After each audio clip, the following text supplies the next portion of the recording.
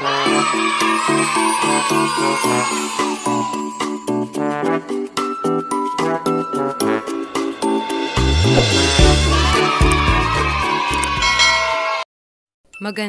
buhay mga bata!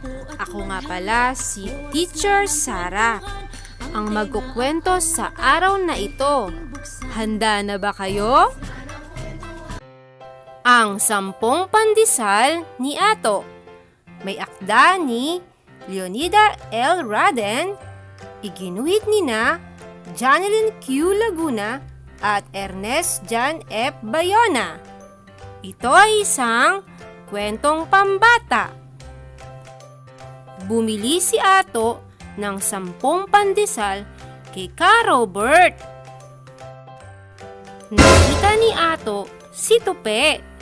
Binigyan ni Ato si Tupe ng isang pandesal.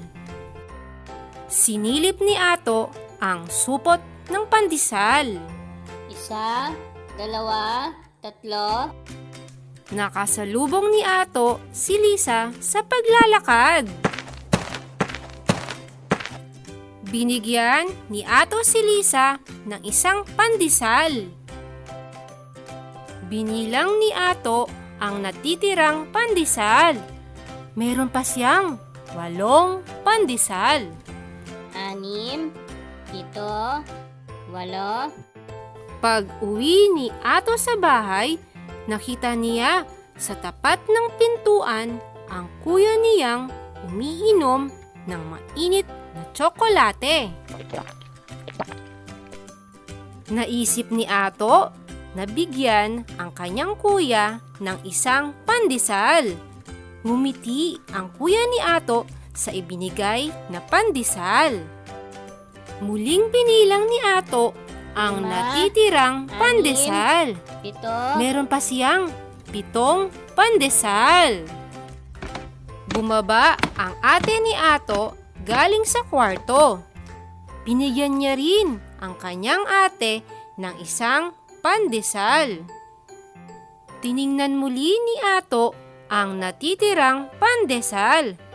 Meron pa siyang 6 na pandesal.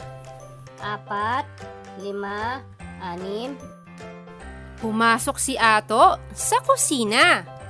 Nakita niyang masayang nag-uusap ang kanyang tatay, nanay, lolo at lola.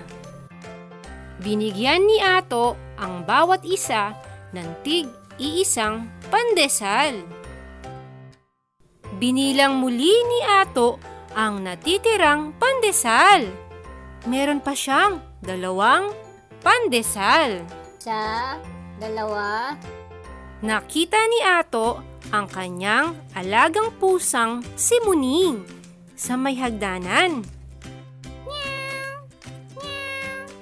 Binigyan din ni Ato si Muning ng isang pandesal.